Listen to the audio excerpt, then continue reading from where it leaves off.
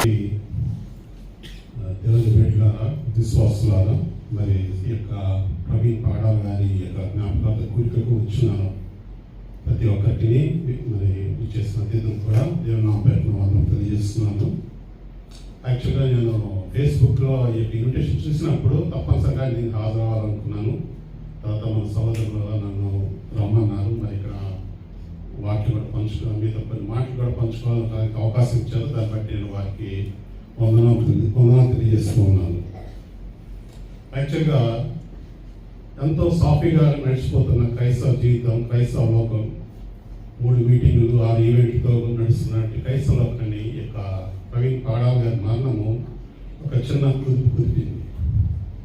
ఒక చిన్న కుదుపు కాదు కానీ ఒక ప్రళయం వచ్చింది. ఒక సునామీలాగా ఒక క్రైస్తవ ఈ యొక్క లోకాన్ని అది ప్రభావితం చేసింది. ఈ యొక్క విషయాలను కూడా ఆలోచిస్తున్నప్పుడు బైబిల్ గ్రంథంలో ఒక వృద్ధులైన ప్రవక్త యేసు వారు పుట్టినప్పుడు మొదటి ఒక మాట అంటాడు. నాకు ఆ మాటలు గుర్తుకొచ్చాయి. లూకా సువార్త 2వ అధ్యాయము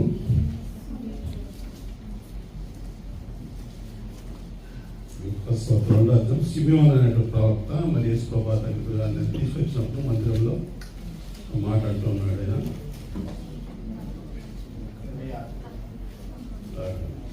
లూకా సువార్త 2వ అధ్యాయము 34-35లో సిమియోను వారిని దీవించి, ఇదిగో అనేక హృదయ ఆలోచనలు బయటపడినట్లుగాను ఇశ్రాయేలీలో అనేకులు పడుటకును తిరిగి లేచుటకును వివాదాస్పదమైన గుర్తుగా ఈయన నియమింపబడి ఉన్నాడు. మరియు నీ హృదయంలో ఒక ఖడ్గం దూసుకుపోనని తల్లి అయిన మరియతో ఆయన అనేను. ఏదో నేను ఇక్కడ ప్రవీణ్ గారిని యేసు ప్రభు గారితో కలిసి పోల్చడం లేదు, కానీ మరి జరిగిన సంఘటనలు ఆ యొక్క సన్నివేశాలు వాటిని చూసినప్పుడు ఈ మాటను ఎంతో సమయోచితంగా ఆయన యొక్క జీవితానికి వర్తిస్తాయని నేను తలంచుతున్నాను. మరి క్రైస్తవులకు లాంటి ఎంతో పేరున్న క్రైస్తవ నాయకులు వారు ఎంతో ప్రఖ్యాతంగా బోధనలు బోధిస్తూ తమ యొక్క రాజ్యాలను వారు కట్టుకుంటూ ఒకరి మీద ఒకరు పోటీ పడుతూ ఈ లోకంలో అన్యులు సైతము అసూయపడేలాగా వారి రాజ్యాలు వారు నిర్మించుకుంటున్న ఈ సమయంలో ఈ ప్రవీణ్ పగడాల గారి యొక్క మరణం ఒక కుదిపింది. వారందరినీ కూడా ఒక వాస్తవాన్ని తీసుకొచ్చింది. ఏంటంటే ఒక గ్రౌండ్ రియాలిటీ. మనము జీవిస్తున్న జీవితము అది అంత సేఫ్గా లేదు. మనం ప్రత్యర్థి యొక్క సాతాన్ యొక్క కోటలో జీవిస్తున్నాం అనే ఒక పచ్చి నిజాన్ని మన కళ్ళ ముందు చాలా తేటగా అది ఉంచింది.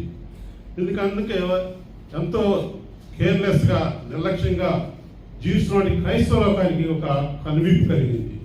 కాబట్టి ఆయన మరణ వార్త విన్న అనేక మంది కూడా వారి యొక్క జీవితాలను వారు పరీక్షించుకొని ఎక్కడైతే వారు తమ జీవితాలను సర్చ్ చేసుకోవాలో ఆ విషయాలు వారు సర్చ్ చేసుకుంటూ మరి వారు తిరిగి దేవుని యొక్క సేవలో తాము సమర్పిస్తున్న వారు అనేకులు ఆయన జీవితం పట్ల ప్రభావితులయ్యారు. అయితే కొంతమంది ఉన్నారు ఇటువంటి సన్నివేశాన్ని కూడా, ఇటువంటి సందర్భాన్ని కూడా తమ సొంత లాభం కొరకు వాడుకునేవారు. అటువంటి వారు కూడా ఉన్నారు. వారిని మనము దేవునికి వదిలిపెడదాం. అయితే ప్రవీణ్ పాడాల గారి మరణం కానీ వారి జీవితం కానీ అనేక మంది వేల మంది క్రైస్తవుల హృదయాల్లో ఒక బాగులగా గుచ్చుకుంది. ఆయనకి జరిగిన అన్యాయం కానీ ఆయన యొక్క మరణం పట్ల యొక్క ప్రభుత్వం వ్యవహరించిన తీరు, అదేవిధంగా మీడియా వారి పట్ల ప్రవర్తించిన ఆ యొక్క విధానాలను చూసుకొని అనేకులు కూడా తమ హృదయాలు బాధపడి మరి ఆయనకు సపోర్ట్గా వాళ్ళందరూ బయటకు వచ్చి ఆయన కోసం వాళ్ళు నిలబడి వారుగా ఉంటున్నారు. యేసుప్రభు వారు ఆయన ఆ కలవరిగిరికి వెళ్తూ ఉన్నప్పుడు ఆయన శ్రమపడుతూ సిలువను మోసుకుంటూ వెళ్తూ మరి అక్కడ ఉన్న తన కోసం ఏడుస్తున్న ఆ స్త్రీలను చూసి, అమ్మలారా మీరు నా కోసం నడపండి, మీకోసం మీ పిల్లల కోసం నడవని చెప్తూ ఒక చక్కని మాట అని అన్నాడు. ఏమన్నానంటే పచ్చి మానికి ఇలాగ తెలిసిన ఎలా మరి ఎండు మానికి మరి ఎలాగ జరుగును అంటే ఒక జీవాధిపతి అయిన సృష్టికర్త అయిన నాకే ఈ విధంగా జరుగుతుంటే మరి రేపు నా కొరకు హతసాక్షులుగా అవ్వబోయేవారు వారిని ఏ విధంగా వీరు హింసించబోతున్నారు, ఏ విధంగా వారిని హతమార్చబోతున్నారు అనే విషయాన్ని ప్రభువారు గుర్తెరిగి ఆ దినమనే వారి గురించి ఆయన ఒక ప్రవచన రూపంగా చెప్తున్నాడు. ఆ మాటలు ఎంతో వాస్తవంగా ఉంటున్నాయి. అయితే మన సహోదరు ఇప్పుడే పంచుకున్న రీతిగా ఏ హతసాక్షి యొక్క మరణము అది వ్యర్థం కాదు. చూడండి, మరి బైబిల్ గ్రంథంలో చూసినట్లయితే యోహాను సువార్త 12వ అధ్యాయము 24-26లో, యోహాను సువార్త 12వ అధ్యాయము 24-26 వచనాల వరకు, గోధుమ గింజ భూమిలో పడి చావపడిన ఎడల అది ఒంటిగానే ఉండును, అది చచ్చిన ఎడల విస్తారంగా ఫలించును. తన ప్రాణం ప్రేమించువాడు దాన్ని పోగొట్టుకొను, ఈ లోకంలో తన ప్రాణం ద్వేషించువాడు నిత్య జీవం కొరకు దాన్ని కాపాడుకున్నానని మీతో నిశ్చయంగా చెప్పుచున్నాను. ఒకడు నన్ను సేవించిన ఎడల నన్ను వెంబడింపవలను, అప్పుడు నేను ఎక్కడ ఉండునో అక్కడ నా సేవకుడు ఉండును. ఒకడు నన్ను సేవించిన ఎడల నా తండ్రి అతన్ని ఘనపరచును.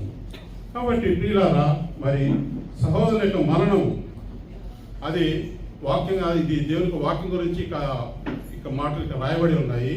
మరి ప్రవీణ్ పగడాల్ గారు ఆయన జీవితమే ఒక మంచి సారవంతమైన భూమిలాగా దేవుని వాక్యం ఆయన హృదయంలో ఫలించి 30 60 100 ఆయన జీవితంలో అది ఫలింపచేసింది. అంతేకాకుండా ఆయనే ఒక విత్తనమై తన జీవితాన్ని తన మరణం ద్వారా అనేక మంది హృదయాల్లో జీవితాల్లో అది ఇంకనూ ఫలింపచేస్తూ ఉన్నారు. వాస్తవానికి నేను ప్రవీణ్ పగడాల్ గారిని చూడలేదు, కాకపోతే కొన్ని రక్షణ టీవీలో కొన్ని డిబేట్స్ వాటిలో ఆయన చూశాను, అవి విన్నాను అంత మాత్రమే. కానీ ఆయన చనిపోయిన తర్వాత ఆయనకు వర్తమానాన్ని వింటూ ఉన్నాను, ఆయన గురించి తెలుసుకున్నాను మరి ఎక్కువగా. అంతేకాదు అనేక మంది ఇప్పుడు ఈ లోకంలో అనేక మంది విశ్వాసులు వారి యొక్క నాయకులు వారిని వెంబడిపడుతూ ఏది సత్యమో ఏది అసత్యమో తెలుసుకోలేని కోట్లాది మంది ఇప్పుడు సహోదరుని యొక్క వర్తమానాన్ని వింటూ దేవుని సేవ అంటే ఎట్లా చేయాలి, దేవుని సేవ ఏ విధంగా జీవించాలి, సత్య సువార్త అంటే ఏంటి, దేవుని రాజ్యం అంటే ఏంటి, ఆ విషయాలు తెలుసుకొని వారి యొక్క విశ్వాసానికి అది పునాదిగా వారు వేసుకుంటూ ముందుకు సాగుతున్నారు. కాబట్టి ఈ సందర్భంలో ప్రవీణ్ పగడాల్ గురించి నేను కొన్ని మాటలు, చాలా సంవత్సరాల తర్వాత కొన్ని మాటలు రచించాను, వాటిని మీ ముందు నేను పంచుకోవాలని కోరుకుంటున్నాను.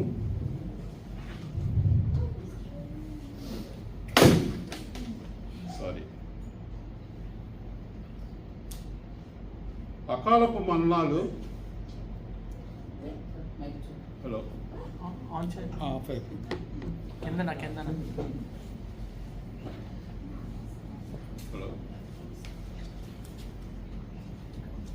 హలో, క్షమించండి. అకాలపు మరణాలు, అసహజ మరణాలు, అబద్ధపు సాక్ష్యాలు, అన్యాయపు తీర్పులు క్రైస్తవ్యానికి కొత్తేమీ కాదు. తరతరాలుగా వింటూనే ఉన్నాము, నేడు కళ్ళారా చూస్తూ ఉన్నాము. బాప్తిస్మం ఇచ్చే యోహాను నుండి ప్రభువైన యేసుక్రీస్తు వరకు, స్టెఫెన్ మొదలుకొని అనేక మంది హతసాక్షుల వరకు, మరి మన తరంలో మన దేశంలో గ్రాహం స్టెయిన్ మొదలుకొని ప్రవీణ్ పగడాల వరకు శత్రువు ప్రతి ప్రచ్చమానుని నరికి క్రైస్తవాన్ని అంచివేశాలనుకున్న ప్రతిసారి ప్రతి మరణం వేల గుండెల్లో బాకులాగా గుచ్చుకుంటూనే ఉంటుంది. అనేకల జీవితాల్లో అది ఫలిస్తూనే ఉంటుంది. ఎండిన మరణం లాంటి నిర్జీవమైన జీవితాలను క్రీస్తు జీవమైన పత్తసానంతో నింపి ఆ సిలువ వైపు నడిపిస్తూనే ఉంది. నిజమే, ప్రవీణ్ జీవితం కుదింపబడింది, మధ్యలోనే కొట్టివేయబడింది. అయితే ఆ కొద్ది జీవితంలో అతను సాధించిన విజయాలు అనేకం. ఒక సువార్తికునిగా క్రీస్తు ప్రేమను ప్రకటించాడు. దేవుని రాజ్యం అంటే ఏమిటో, ఆ రాజ్యానికి చెందిన వారు ఏ విధంగా జీవించాలో తెలియజెప్పాడు. ఒక అపోజిట్గా క్రైస్తవం యొక్క ఔన్నత్యాన్ని ఇతరులకు తెలియజేశాడు. ఒక సంఘ సంస్కర్తగా సమాజంలో ఉన్న తారతమ్యాలను ఎత్తి చూపాడు. అభ్యుదయవాదిగా అడుగారిన వర్గాలకు చేతునిచ్చాడు, ఆదరించాడు, ఆదుకున్నాడు, ప్రేమను పంచాడు. ఎన్నో కుటుంబాలకు చేతునిచ్చాడు, ఎంతో మందిని చేరదీసి వారిని ప్రయోజకులుగా చేశాడు. తన కొద్దిపాటి జీవితంలో ఎంతో సాధించాడు. మరి సుదీర్ఘకాలం జీవిస్తున్నా లేక సుదీర్ఘకాలం జీవించబోతున్న మన సంగతి ఏమిటి? తన పరుగు పందెంను విజయవంతంగా ముగించాడు. తన తలాంతను అధికం చేసుకున్నాడు రికార్డ్ బ్రేకింగ్ టైంలో. He finished his race, doubled his talents in record breaking time. Then what are we doing? మరి మనం ఏం చేస్తున్నాం? ఉన్న ఒక తలాంతరం భూమిలో పాతిపెడుతున్నామా, లేక కేవలం ప్రజల మెప్పు కొరకే ప్రయాసపడుతున్నామా? ఈరోజు ప్రవీణ్ పగడాల జీవితం ఈ పెను సవాళ్ళను మన ముందు నిలిపింది. దేవుని రాజ్యం నిర్మాణం కొరకు, దేవుని సంఘం కొరకు, దేవుని ప్రజల కొరకు ఏదైనా చేయాలి, నా వంత కర్తవ్యాన్ని నేను నిర్వర్తించాలి అనే నిర్ణయం తీసుకోవాలి. అదే దాన్ని నెరవేర్చడానికి జీవిత పర్యంతం కృషి చేయాలి. అదే ప్రవీణ్ పగడాల గారికి మనం ఇచ్చే ఘన నివాళి మరియు మనస్పూర్వక శ్రద్ధాంజలి. పరిశుద్ధాత్మ దేవుడి ఈ మాటను మన హృదయంలో నాటి ఫలింప చేయుగాక. ఆమేన్.